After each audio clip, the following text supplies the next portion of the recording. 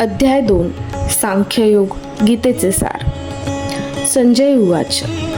तम कथा कृपयाविष्टम अश्रुपूर्णा कुलेक्षणम विषिदंतम इदम वाक्यम उवाच मधुसूदन. संजय म्हणाला, करुणेने भारावलेल्या, मन खचलेल्या आणि अश्रूंनी नेत्र भरून आलेल्या अर्जुनाला पाहून मधुसूदन श्रीकृष्ण पुढील प्रमाणे म्हणाले. याचा तात्पर्य असा की भौतिक करुणा, शोक आणि अश्रू ही सर्व आत्मस्वरूपाविषयी असणाऱ्या अज्ञानाची लक्षणे आहेत. सनातन आत्म्यासंबंधी करुणा असणे म्हणजे आत्मसाक्षात्कार होय. या श्लोकामध्ये मधुसूदन हा शब्द महत्त्वपूर्ण आहे. भगवान श्रीकृष्णांनी मधुदैत्याचा वध केला होता आणि आता आपले कर्तव्य करीत असताना ज्या अज्ञानाने आपल्याला ग्रासले आहे त्या अज्ञानरूपी दैत्याचा श्रीकृष्णांनी वध करावा अशी अर्जुनाची इच्छा होती. करुणेचा उपयोग कुठे करावा हे कोणालाही समजत नाही. बुडणाऱ्या वस्त्राविषयी करुणा करणे व्यर्थ आहे. अज्ञानरूपी महासागरात बुडालेल्या मनुष्याला त्याच्या बाह्य वस्त्ररूपी स्थूल शरीराचे रक्षण करून वाचविता येत नाही. जो हे जाणत नाही आणि केवळ बाह्य वस्त्राविषयी शोक करतो त्याला शूद्र किंवा अनावश्यक शोक करणारा असे म्हटले जाते. अर्जुन क्षत्रिय होता आणि अशा प्रकारच्या वर्तणुकीची त्याच्याकडून अपेक्षा नव्हती. तथापि भगवान श्रीकृष्ण अज्ञानी मनुष्याचा शोक नष्ट करू शकतात आणि याच उद्देशाने त्यांनी भगवद्गीता सांगितली. सर्वोच्च अधिकारी भगवान श्रीकृष्ण यांनी सांगितल्याप्रमाणे हा अध्याय आपल्याला भौतिक शरीर आणि आत्मा यांच्या पृथक्करणात्मक विवेचनाद्वारे आत्मसाक्षात्कारासाठी मार्गदर्शन करतो. जेव्हा एखादा मनुष्य सकाम कर्मांप्रती अनासक्त होऊन कार्य करतो आणि आत्म्याच्या संकल्पनेत दृढपणे स्थित होतो तेव्हाच त्याला या प्रकारच्या साक्षात्काराची प्राप्ती होते. श्री भगवान उवाच. कृतस्त्वा कश्मलमिदं विषमे समुपस्थितम् अनार्यं जुष्टं स्वर्गम् अकीर्तिं कर अर्जुन. पुरुषोत्तम श्री भगवान म्हणाले, हे अर्जुना, तुझ्यामध्ये अशा अशुद्ध गोष्टी कशा आल्या? ज्या मनुष्याला जीवनाच्या मूल्यांचे ज्ञान आहे त्याला या मोहमयी गोष्टी मुळीच शोभत नाही. असा मोह मनुष्याला उच्चतर लोकांमध्ये नेण्यात नाही तर त्याच्या दुष्कीर्तीला कारणीभूत ठरतो. याचा तात्पर्य असा की कृष्ण म्हणजे पूर्ण पुरुषोत्तम भगवान. म्हणून संपूर्ण गीतेमध्ये श्रीकृष्णांचा उल्लेख भगवान असाच केला आहे. भगवान रूपाचा साक्षात्कार हा परमसत्याच्या साक्षात्कारामध्ये अंतिम साक्षात्कार आहे. परमसत्याचा साक्षात्कार 3 अवस्थांमध्ये होतो. निर्विशेष ब्रह्म अर्थात सर्वव्यापी चेतना, परमात्मा किंवा सर्व जीवांच्या हृदयामध्ये स्थित परमसत्याचे स्वरूप आणि भगवान किंवा पुरुषोत्तम भगवान श्रीकृष्ण. श्रीमद भागवतात परमसत्याची संकल्पना याप्रमाणे विवेचित करण्यात आली आहे. वदन्ति तत्तत्व विदस्तत्वं यज्ञानं द्वयं ब्रह्मोति परमात्मेति भगवानिति शब्दते. परमसत्याचे ज्ञान असणारे ज्ञाते ज्ञानाच्या 3 अवस्थांमध्ये परमसत्याचा साक्षात्कार करतात आणि या सर्व एक समान आहेत. परमसत्याच्या अशा अवस्थांना ब्रह्म, परमात्मा आणि भगवान असे म्हटले जाते. या 3 दिव्य स्वरूपे सूर्याच्या उदाहरणावरून स्पष्ट करता येतात. सूर्यालाही विविध प्रकारची 3 स्वरूपे आहेत. उदाहरणार्थ सूर्यप्रकाश, सूर्याचा पृष्ठभाग आणि प्रत्यक्ष सूर्यलोक. जो केवळ सूर्यप्रकाशाचे अध्ययन करतो तो प्राथमिक अवस्थेतील विद्यार्थी आहे. जो सूर्याच्या पृष्ठभागाचे स्वरूप जाणतो तो अधिक प्रगत अवस्थेत आहे आणि जो सूर्यलोकामध्येच प्रवेश करतो तो सर्वश्रेष्ठ आहे.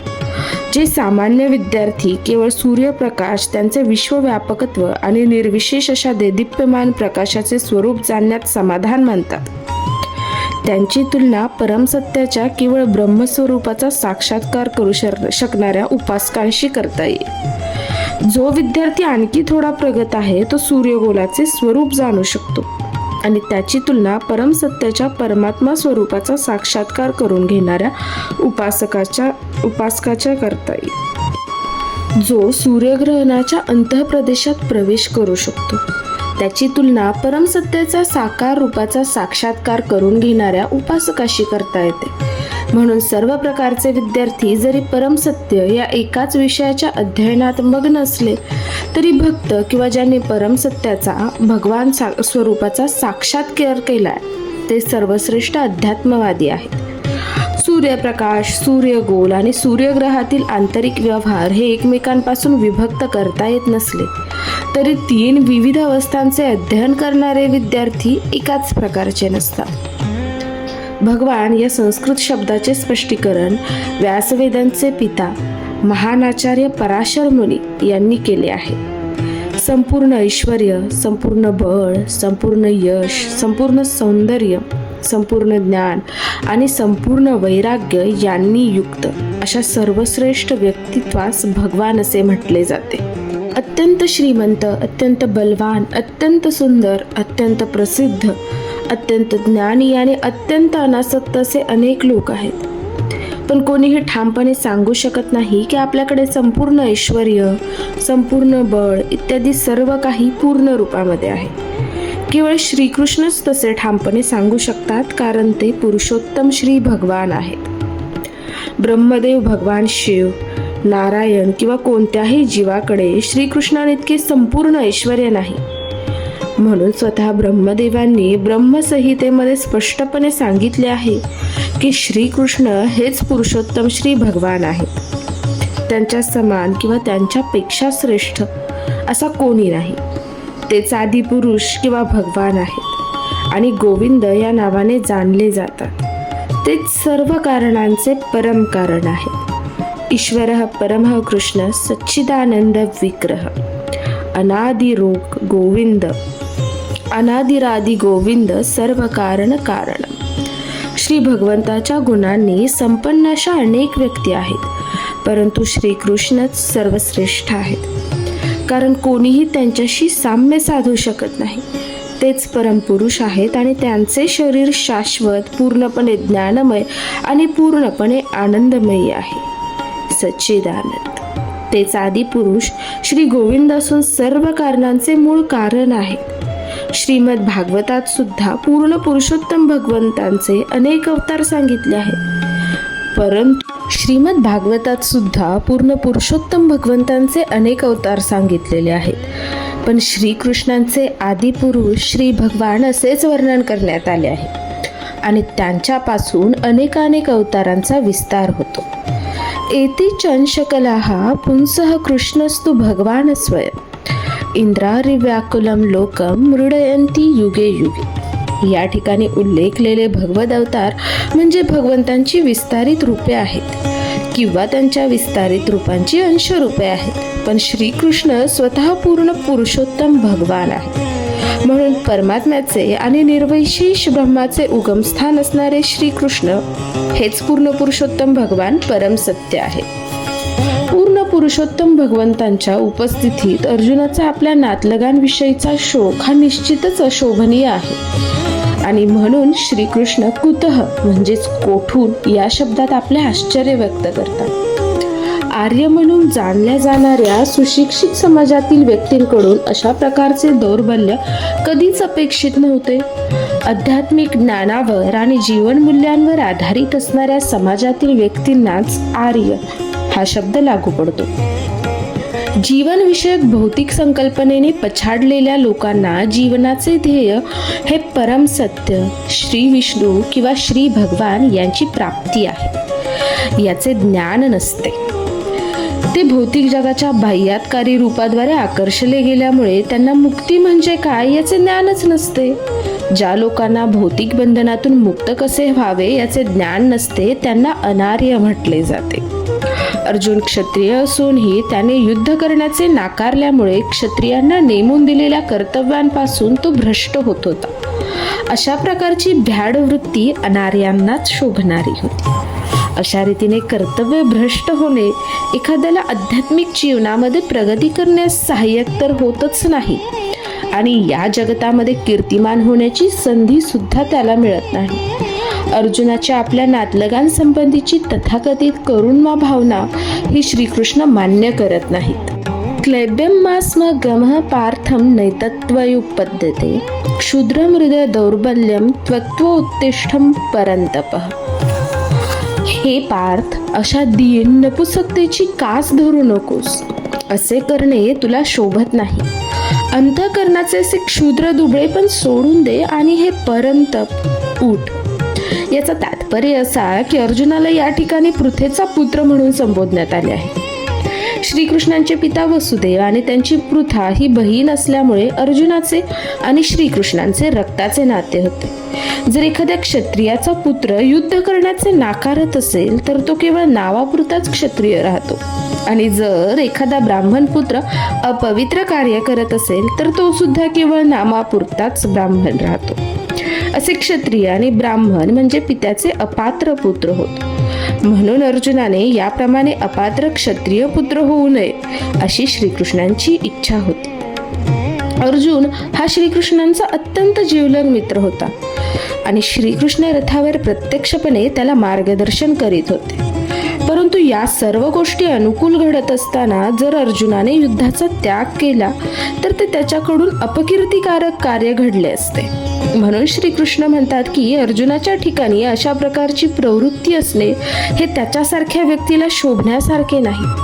आपल्याला अत्यंत आदरणीय असणारे भीष्म आणि इतर नातलग यांच्याविषयी आपल्या उदार मनोवृत्तीच्या कारणास्तव आपण युद्ध करण्याचे सोडून देतो असा युक्तिवाद कदाचित अर्जुन करील. पण श्रीकृष्णांच्या मताप्रमाणे अशा प्रकारचे औदार्य म्हणजे वास्तविकपणे मनोदौर्बल्यच आहे. अशा प्रकारच्या मिथ्या औदार्याला कोणत्याही अधिकारवंतांनी संमती दिलेली नाही. म्हणून श्रीकृष्णाच्या प्रत्यक्ष मार्गदर्शनाखाली अर्जुनासारख्या व्यक्तींनी अशा प्रकारचे औदार्य आणि तथाकथित अहिंसा यांचा त्याग केला पाहिजे. अर्जुन उवाच कथम भीष्मम अहम संख्ये द्रोणम च मधुसूदनम इषुभिः प्रतियोत्स्यामि पूजार्ह वरिसूदनम. अर्जुन म्हणाला, हे अरिसूदन, हे मधुसूदन, मला पूजनीय असणाऱ्या भीष्म द्रोणांसारख्या व्यक्तींशी मी बाणाने कसे काय युद्ध करू शकेन. याचा तात्पर्य असा की पितामह भीष्म आणि द्रोणाचारी यांच्यासारख्या सन्माननीय व्यक्ती सर्वदा पूजनीय आहेत आणि जरी त्यांनी प्रहार केला तरी त्यांच्याशी युद्ध करणे अयोग्य आहे. असा एक सर्वसामान्य शिष्टाचार आहे की ज्येष्ठ व्यक्तींशी शाब्दिक वाद सुद्धा घालू नये. काही वेळा ते जरी कठोरपणे वागले तरी त्यांच्याशी कठोर वागू नये. असे असताना त्यांच्यावर आक्रमण करणे कसे काय शक्य आहे. आपले पिता उग्रसेन आणि आपले गुरु सांदीपानी मुनी यांच्यावर श्रीकृष्ण कधीतरी आक्रमण करू शकतील काय. अर्जुनाने श्रीकृष्णांजवळ केलेले हे काही युक्तिवाद आहेत. गुरुन हत्वा ही महानुभावान श्रेयो भोक्तुम भैक्षमं पिहलोके हत्वार्थम कामांस्तु गुरुनिहेव भुंजनीय भोगान रुधिर प्रदिग्धा. महात्मा समजणाऱ्या माझ्या गुरुजनांना मारून जगण्यापेक्षा भिक्षा मागून जगणे अधिक श्रेयस्कर आहे. जरी त्यांना भौतिक लाभाची इच्छा असली तरी ते श्रेष्ठ आहेत. त्यांची हत्या केल्यास आपले सर्व भोग रक्तरंजित होते. तात्पर्य काय तर धर्मग्रंथातील नियमानुसार जो गुरु निंदकर्म करण्यात गुंतला आहे आणि विवेकशून्य झाला आहे त्याचा त्याग करण्यास काहीच आक्षेप नाही. दुर्योधनाच्या आर्थिक पाठिंब्यामुळे भीष्म आणि द्रोण यांना दुर्योधनाची बाजू घेणे भागच होते. वास्तविकपणे केवळ आर्थिक सहाय्यतेच्या आधारावर त्यांनी दुर्योधनाची बाजू घेणे योग्य नव्हते आणि या परिस्थितीमुळे त्यांनी गुरु म्हणून आपली आदरणीयता गमावली होती. पण असे असले तरी अर्जुनाला वाटते की ते सर्वजण आपल्यापेक्षा ज्येष्ठ आहेत, म्हणून त्यांची हत्या करून भौतिक लाभाचा उपभोग घेणे म्हणजे रक्ताने माखलेल्या भोगांचा भोग घेण्यासारखे आहे.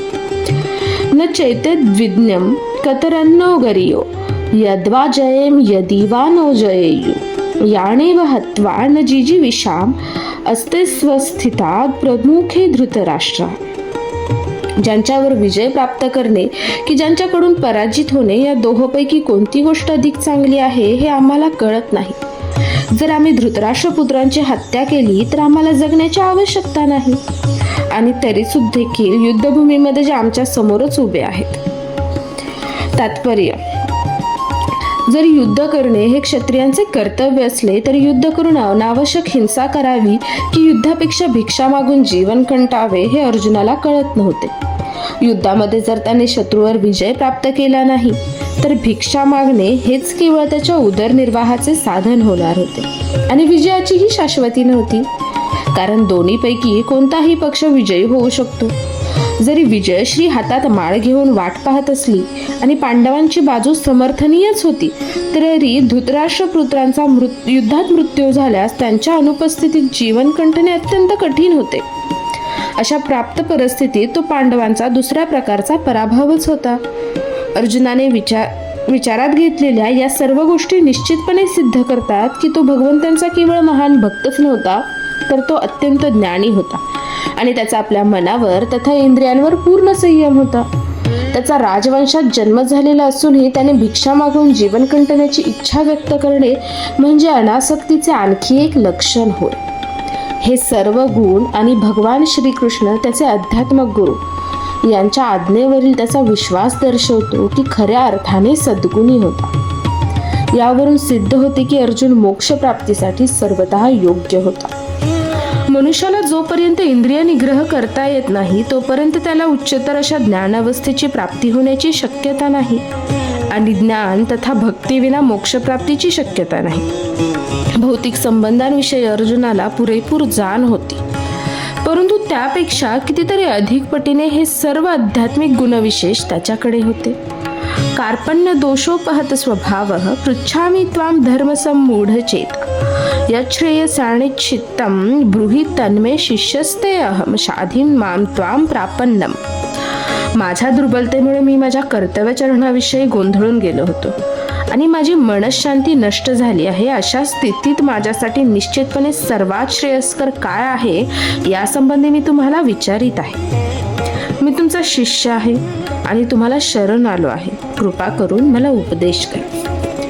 याचं तात्पर्य काय, तर स्वभावतःच प्रकृतीच्या भौतिक कार्यपद्धतीची रचना ही प्रत्येकाला गोंधळात टाकणारी आहे. या जगात पदोपदी गोंधळून टाकणारी स्थिती आहे आणि म्हणून मनुष्याने जीवनातील ध्येय प्राप्तीविषयी योग्य मार्गदर्शन करू शकणाऱ्या प्रमाणित आध्यात्मिक गुरुकडे जाणे आवश्यक आहे. आपल्या इच्छेविनाही घडणाऱ्या सर्व गुंतागुंतीपासून मुक्त होण्यासाठी संपूर्ण वैदिक साहित्य आपल्याला प्रमाणित आध्यात्मिक गुरुकडे जाण्याचा आदेश देते. या गुंतागुंती कोणी पेटविल्या विना पेट घेणाऱ्या वणव्याप्रमाणे आहेत. जगातील परिस्थिती अशीच आहे असा हा गोंधळ आपली इच्छा नसतानाही आपल्या जीवनामध्ये आपोआप निर्माण होतो. कोणालाही वणवा नको असतो तरीही तो पेट घेतो आणि आपण गोंधळूनही जातो. म्हणून वैदिक ग्रंथ हे आपल्याला उपदेश देतात की जीवनातील गुंतागुंती सोडविण्यासाठी आणि त्या कशा सोडवाव्या याविषयीचे ज्ञान प्राप्त करण्यासाठी परंपरेतून चालत आलेल्या आध्यात्मिक गुरुकडे जाणे आवश्यक आहे. ज्या व्यक्तीला प्रमाणित आध्यात्मिक गुरुचा आश्रय लाभलेला आहे तिला सर्व गोष्टींचे ज्ञान असते. यासाठीच मनुष्याने भौतिक गोंधळातच खितपत न पडता आध्यात्मिक गुरुचा आश्रय घेतला पाहिजे. हेच या श्लोकाचे तात्पर्य आहे. कोणता मनुष्य भौतिक गोंधळात सापडतो? ज्याला जीवनातील समस्यांची जाणीव होत नाही तो गोंधळात सापडतो. बृहदारण्यक उपनिषदामध्ये गोंधळलेल्या मनुष्याचे वर्णन पुढील प्रमाणे करण्यात आले आहे. योवा एतदक्षरम गार्ग्य विधिस्त्वां स्मा लोकात प्रेती सकृपनः. मानव असूनही जो जीवनातील समस्या सोडवत नाही आणि आत्मसाक्षात्काराचे ज्ञान प्राप्त न करता कुत्र्या मांजराप्रमाणे त्या जगताचा त्याग करतो तो कृपण मनुष्य होय. जीवासाठी हे मनुष्य जीवन म्हणजे अत्यंत मौल्यवान संपत्तीप्रमाणे आहे, ज्या योगे तो जीवनातील समस्यांचे निराकरण करू शकतो. म्हणून या संधीचा योग्य प्रकारे लाभ न घेणाराच कृपण आहे. उलटपक्षी ब्राह्मण असतो तो या शरीराद्वारे जीवनातील सर्व समस्या सोडविण्या इतपत बुद्धिमान असतो. य एतदक्षरम गार्गी विदित्वा स्मा लोकात प्रति स ब्राह्मण. देहात्मबुद्धीने वश झालेल्या कृपण व्यक्ती आपले कुटुंब, समाज, राष्ट्र इत्यादींच्या प्रती अत्यंत आसक्त होऊन आपला वेळ वाया घालवितात. त्वचा रोगाच्या आहारी जाऊन मनुष्य आपल्या कुटुंबावर, उदाहरणार्थ आपल्या पत्नीवर, मुलांवर आणि इतर सदस्यांवर आसक्त होतो. कृपण व्यक्तीला वाटते की आपण आपल्या कुटुंबियाचे मृत्यूपासून संरक्षण करू शकतो किंवा आपले कुटुंब आणि समाज आपल्याला मृत्यूच्या दाढेतून वाचवू शकतो. आपल्या मुलांची काळजी घेणाऱ्या पशूंमध्येही अशा प्रकारची कौटुंबिक आसक्ती आढळून येते. अर्जुन हा बुद्धिमान असल्यामुळे त्याने जाणले की आपली कुटुंबियांवरील आसक्ती आणि त्यांना मृत्यूपासून वाचवण्याची जी आपली इच्छा आहे ही आपल्या गोंधळास कारणीभूत आहे. जरी तो समजू शकत होता की आपल्याकडून युद्ध कर्तव्य अपेक्षित आहे, तरी मानसिक दौर्बल्यामुळे तो आपले कर्तव्य पार पाडू शकत नव्हता. म्हणून तो सर्वश्रेष्ठ आध्यात्मिक गुरु भगवान श्रीकृष्ण यांना निश्चित उत्तराविषयी विचारणा करीत होता. तो श्रीकृष्णांचे शिष्यत्व पत्करण्यास सिद्ध होता. त्याला मित्रत्वाची बोलणी थांबवायची आहेत. गुरु आणि शिष्य यांच्यामधील संभाषण अत्यंत गंभीर असते आणि म्हणून मान्यता प्राप्त आध्यात्मिक गुरुसमोर अर्जुनाला गांभीर्याने बोलावयाचे होते. यास्तव भगवद्गीतेतील ज्ञानाचे श्रीकृष्ण हे आध्यात्मिक गुरु आहेत आणि गीता जाणणारा अर्जुन हा सर्वप्रथम शिष्य आहे. अर्जुन भगवद्गीता कशी जाणून घेतो हे गीतेमध्येच सांगण्यात आले आहे. तरी सुद्धा मूर्ख सांसारिक विद्वान म्हणतात की मनुष्याने श्रीकृष्णांना एक व्यक्ती म्हणून शरण जाण्याची आवश्यकता नाही, तर श्रीकृष्णांमधील अजन्मा तत्वाला शरण जाणे आवश्यक आहे. श्रीकृष्णांच्या आंतरिक आणि बाह्य स्वरूपांमध्ये काहीही भेद नाही. जो हे सत्य जाणत नाही त्याने भगवद्गीता जाणण्याचा प्रयत्न केला तरी तो महामूर्खच हो. नहि प्रपश्यामि ममापनुद्यात यच्छोकमुच्छोषणम इंद्रियाणाम अवाप्य भूमावसपत्नम मृद्धम राज्यम सुराणामपि च अधिपत्यम. माझी इंद्रिये शुष्क करू पाहणाऱ्या शोकाला ज्या योगे नाहीसे करता येईल असाच उपाय मला दिसत नाही. स्वर्गातील देवांसारखे सार्वभौमत्व असलेले वैभवशाली तसेच निष्कंटक राज्य प्राप्त करून सुद्धा मला या शोकाचे निराकरण करता येणार नाही. याचा तात्पर्य धर्मतत्वे आणि नीतिनियमांच्या ज्ञानावर आधारित असे अर्जुनाने अनेक युक्तिवाद केले, परंतु असे प्रतीत होते की आपले अध्यात्मक गुरु श्री भगवान श्रीकृष्ण यांच्या सहाय्याविना तो आपली वास्तविक समस्या सोडवू शकला नाही. ज्या समस्यांमुळे त्याचे संपूर्ण अस्तित्व शुष्क पडत होते त्या समस्यांचे निराकरण करणे हे आपल्याला तथाकथित ज्ञानाद्वारे अशक्य आहे हे त्याने जाणले. भगवान श्रीकृष्णांसारखे आध्यात्मिक गुरुविना आपल्या अडचणी सोडवणे त्याला अशक्यप्राय झाले. जीवनातील समस्या सोडवण्यासाठी पुस्तकी ज्ञान, विद्वत्ता, उच्च पद इत्यादी सर्व व्यर्थ आहे. केवळ श्रीकृष्णांसारखाच आध्यात्मिक गुरु या संदर्भात सहाय्य करू शकतो. म्हणून यावरून असा निष्कर्ष निघतो की पूर्णपणे कृष्ण भावना भावित असणारा मनुष्यच वास्तविकपणे आध्यात्मिक गुरु असू शकतो, कारण तो जीवनातील समस्या सोडवू शकतो. भगवान श्री चैतन्य महाप्रभू सांगतात की एखाद्याची सामाजिक श्रेणी कोणतीही असली तरी तो कृष्ण भावनेच्या विज्ञानात पारंगत असल्यास तोच खरा आध्यात्मिक गुरु होय. किबा विप्र किबा न्यासी क्षुद्र के नेनय येई कृष्ण तत्ववेता सेई गुरु हय. एखाद्या व्यक्तीचे विप्र म्हणजे वैदिक ज्ञानातील विद्वान असणे, हीन जातीत जन्माला येणे किंवा संन्यास आश्रमात असणे हे महत्त्वपूर्ण नाही. तर व्यक्ती श्रीकृष्ण विज्ञानामध्ये पारंगत असेल तर ती परिपूर्ण आणि अधिकृत आध्यात्मिक गुरु होय. चैतन्य चरितामृत मध्य. म्हणून कृष्ण भावनेच्या विज्ञानात पारंगत असल्याविना कोणीही प्रमाणित आध्यात्मिक गुरु होऊ शकत नाही. वैदिक साहित्यामध्ये सांगण्यात आले आहे, षटकर्म निपुणो विप्रो मंत्रतंत्र विशारद अवैष्णवो गुरुनस्याद वैष्णव श्वपचो गुरु. संपूर्ण वेदविद्येमध्ये तज्ज्ञ आणि विद्वान असा ब्राह्मणही वैष्णव किंवा कृष्ण भावनेच्या विज्ञानात पारंगत असल्यावाचून आध्यात्मिक गुरु होण्यास पात्र होऊ शकत नाही. तथापि एखादी व्यक्ती जरी हीन जातीत जन्मली असली तरी ती वैष्णव किंवा कृष्ण भावना भावित असल्यास आध्यात्मिक गुरु होण्यास योग्य आहे. भौतिक अस्तित्वातील जन्म, जरा, व्याधी आणि मृत्यू या समस्यांचा प्रतिबंध धनसंचयाने किंवा आर्थिक समृद्धीने होऊ शकत नाही. जगामध्ये असे अनेक राष्ट्रे आहेत जे जीवनातील सुखसोयींनी समृद्ध, संपत्तीने परिपूर्ण आणि आर्थिकदृष्ट्या विकसित आहेत. तरी सुद्धा त्या ठिकाणी भौतिक जीवनातील समस्या आहेतच.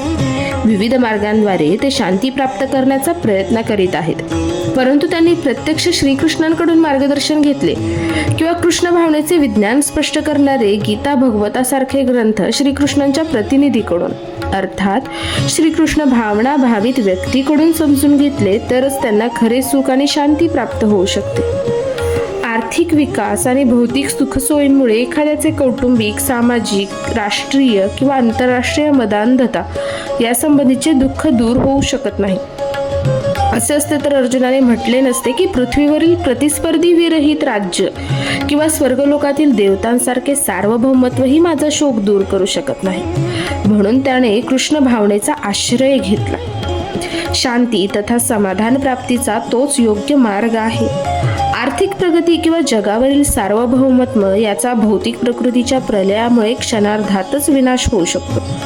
आता मनुष्य चंद्रलोकावर जाण्याचा प्रयत्न करीत आहे, परंतु उच्चतर ग्रहलोकावर जाण्या इतपत प्रगतीचाही विनाश एकाच फटक्यानिशी होऊ शकतो. भगवद्गीताही याची पुष्टी करताना म्हणते, क्षीणे पुण्ये मर्त्य लोकम विशन्ति. जेव्हा पुण्यकर्माच्या फळाचा अंत होतो तेव्हा मनुष्याचे आनंदाच्या अत्युच्च शिखरावरून जीवनातील अत्यंत खालच्या पायरीवर पतन होते.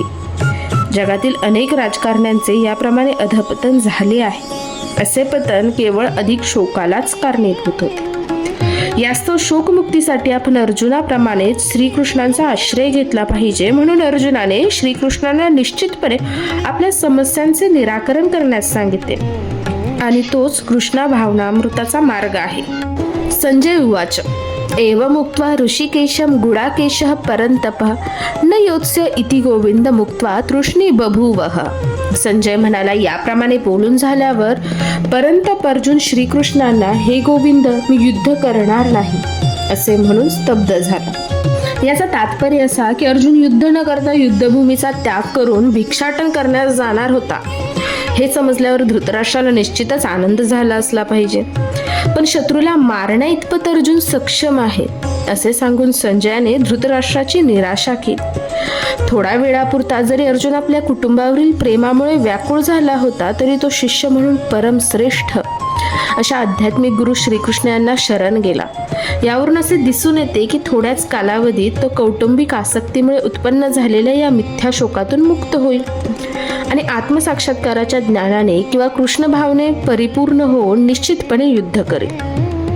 याप्रमाणे धृतराष्ट्राच्या आनंदात विरजनच पडेल, कारण श्रीकृष्णांनी अर्जुनाला ज्ञान प्रदान केल्यामुळे तो शेवटपर्यंत युद्ध करेल. तमुवाच ऋषिकेशः प्रहसन्नीव भारत सेनयो उभयो मध्ये विषीदंतम इदम वचः. हे भरतवंशजा, ज्यावेळी दोन्ही सैन्यांच्या मधोमध उभे राहून हास्य करणारे श्रीकृष्ण खिन्न झालेल्या अर्जुनाला याप्रमाणे म्हणाले. याचं तात्पर्य काय तर ऋषिकेश आणि गुडाकेश या दोन घनिष्ठ मित्रांमध्ये संभाषण चालले होते. मित्र या नात्याने दोघे एकाच पातळीवर होते, पण त्यांच्यापैकी एकाने स्वइच्छेने दुसऱ्याचे शिष्यत्व पत्करले. श्रीकृष्ण हसले, कारण एका मित्राने शिष्यत्व पत्करले होते. सर्वांचे अधिपती या नात्याने ते नित्य सर्वांपेक्षा ज्येष्ठ आहेत. तरी सुद्धा भगवंत आपल्या भक्ताशी मित्र, पुत्र किंवा प्रियकर यापैकी कोणताही संबंध ठेवण्यास सदैव तत्पर असतात. मात्र जेव्हा त्यांचा गुरु म्हणून स्वीकार करण्यात आला तेव्हा ते गुरु झाले आणि शिष्यासोबत त्यांनी गुरुप्रमाणेच गंभीर संभाषण केले. असे दिसते की हा गुरु आणि शिष्यांमधील संवाद सर्वांच्या लाभासाठी दोन्ही सैन्यांमध्ये प्रकटपणे चालला होता. म्हणून भगवद्गीतेतील संवाद हा केवळ विशिष्ट व्यक्ती, समाज, जातीसाठी नसून तो सर्वांसाठी आहे आणि त्याचे श्रवण करण्याचा मित्र अथवा शत्रू दोघांनाही समान अधिकार आहे. श्री भगवान उवाच अशोचान अन्वशोचस्त्वं प्रज्ञावादश्चं भाषसे गतासुन गतासुंश्च नानु शोचंती पंडितः. पुरुषोत्तम श्री भगवान म्हणाले, पंडिताप्रमाणे बोलताना तुझे शोक करण्यायोग्य नाही त्याविषयी शोक करीत आहेस. ज्ञानी जन हे जीवितांविषयी तसेच मृतांविषयी शोक करीत नाही. याचं तात्पर्य भगवंतांनी तत्काळ गुरुपद स्वीकारले आणि आपल्या शिष्याला प्रत्यक्षपणे मूर्ख म्हणून खडसावले. भगवंत म्हणाले, तू एखाद्या विद्वानाप्रमाणे बोलत आहेस, पण शरीर आणि आत्म्याचे ज्ञान असणारा विद्वान पुरुष जीवितावस्था किंवा मृतावस्था यांविषयी शोक करीत नाही, हे तू जाणत नाहीस. पुढील अध्यायांमध्ये सांगितल्याप्रमाणे जड तथा चेतन आणि उभयंतांच्या नियंत्रकास जाणणे म्हणजेच ज्ञान होय. राजकारण आणि समाजशास्त्र यांच्यापेक्षा धार्मिक तत्वांना अधिक प्राधान्य देण्यात यावे असा अर्जुनाचा युक्तिवाद होता. पण त्याला माहीत नव्हते की धार्मिक तत्वांपेक्षाही जड प्रकृती, आत्मा आणि परमात्मा यांविषयीचे ज्ञान अत्यंत महत्त्वपूर्ण आहे आणि या ज्ञानाच्या अभावामुळे त्याने महान विद्वान व्यक्तीचा आवानायला नको होता. वास्तविकपणे तो विद्वान नसल्यामुळे शोक करण्यायोग्य नसणाऱ्या गोष्टींविषयी व्यर्थ शोक करीत होता. या शरीराचा जन्म झालाय आणि आज न उद्या निश्चितपणे याचा नाश होणारच आहे. म्हणून आत्म्या इतके हे शरीर महत्त्वपूर्ण नाही हे जो जाणतो तोच खरा पंडित आहे. आणि भौतिक शरीराची कोणतीही स्थिती ही त्याच्या शोकास कारणीभूत होत नाही. न त्वेवाहम जातु नासम न त्वम नेमे जनाधिपा न च एव भविष्यामः सर्वे वयम अतः परम. ज्या काळी मी, तू आणि हे सर्व राजे अस्तित्वात नव्हते असा काळ कधीही नव्हता आणि भविष्य काळात आपण अस्तित्व विहीन होणार असेही नाही. याचा तात्पर्य काय तर वैयक्तिक कर्मानुसार आणि कर्मफळानुसार विविध अवस्थांमध्ये असणाऱ्या असंख्य जीवांचे पालन करता पुरुषोत्तम श्री भगवान आहेत असे कठोपनिषद आणि श्वेताश्वतर उपनिषदांमध्ये सांगण्यात आले आहे. तेच पुरुषोत्तम श्री भगवान आपल्या पूर्णांशाद्वारे प्रत्येक जीवाच्या हृदयामध्ये स्थित आहेत. ते संतजन ज्या भगवंतांना आत आणि बाहेर दोन्हीकडे पाहू शकतात त्यांनाच परिपूर्ण आणि शाश्वत शांतीची प्राप्ती होते. नित्यो नित्यानां चेतश्च चेतनानां एको बहुनां यो विदधाति कामान् तमात्मस्थं ये अनुपशन्ति धीरास्तेषां शांती शाश्वती नैतरेषां. अर्जुनाला सांगण्यात आलेले वैदिक सत्य जगातील सर्व लोकांनाही सांगण्यात आले. अल्पबुद्धी असूनही स्वतःला विद्वान मानणारे अनेक लोक या जगामध्ये आहेत आणि अशा लोकांनाही हेच वैदिक सत्य सांगण्यात आले आहे. भगवान स्पष्टपणे सांगतात की ते स्वतः अर्जुन आणि युद्धभूमीवर आलेले राजे या सर्वांचे शाश्वत वैयक्तिक अस्तित्व असते आणि बद्ध अथवा मुक्त या दोन्ही अवस्थांमधील सर्व जीवांचे भगवंत हेच नित्य पालन करत आहेत. पुरुषोत्तम श्री भगवान हे परम पुरुष आहेत आणि भगवंतांचा नित्य सहचर अर्जुन तथा उपस्थित राजे हे सर्व शाश्वत जीवात्मे आहेत. भूतकाळात ते अस्तित्वात नव्हते असे नाही आणि ते शाश्वत नित्य व्यक्ती राहणार नाहीत असेही नाही. त्यांचे व्यक्तित्व भूतकाळात अस्तित्वात होतेच आणि हे व्यक्तित्व भविष्यकाळातही अखंडपणे चालू राहीलच. म्हणून कोणाविषयी शोक करण्याचे कारण नाही. मायावादी तत्वज्ञान सांगते की मोक्षानंतर जीवात्मा मायेच्या आवरणापासून विभक्त होतो आणि निर्विशेष ब्रह्मामध्ये विलीन होऊन आपले अस्तित्व गमावतो.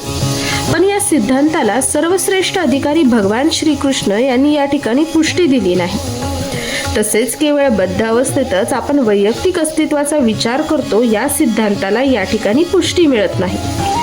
उपनिषदात सांगितल्याप्रमाणे या ठिकाणी श्रीकृष्ण सुद्धा सांगतात की भविष्य काळातही भगवंत आणि इतरांचे स्वतंत्र अस्तित्व निरंतर चालूच राहील.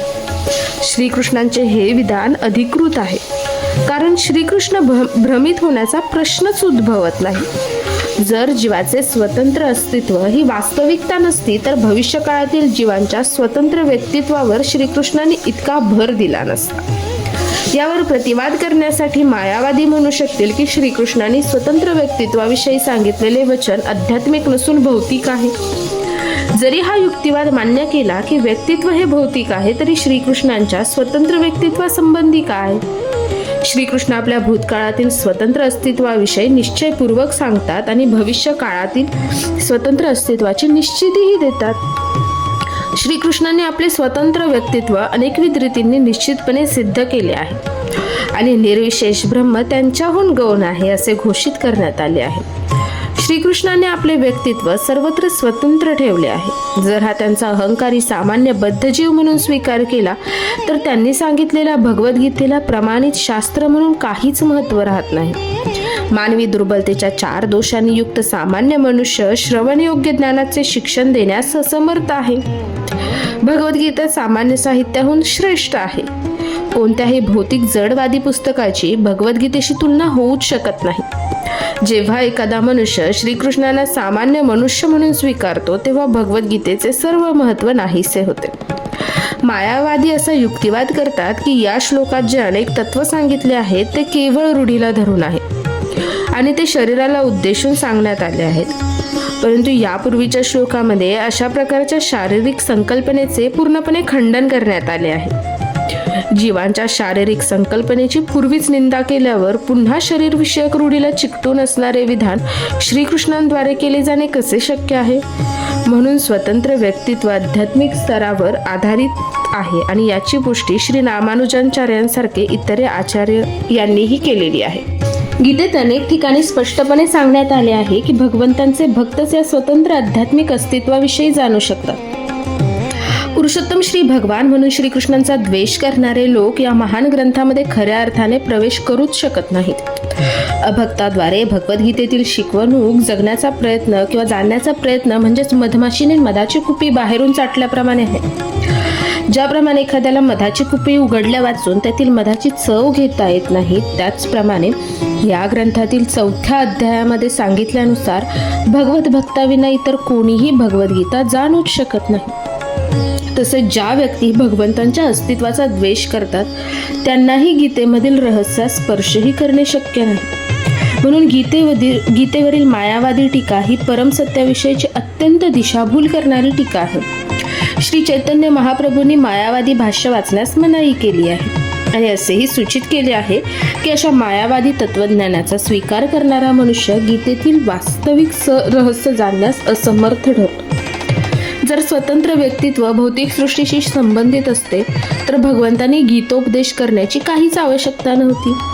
स्वतंत्र जीव आणि भगवंत यांचे अनेकत्व ही वास्तविकता आहे आणि वर सांगितल्याप्रमाणे वेदांमध्ये त्याची पुष्टी करण्यात आली आहे.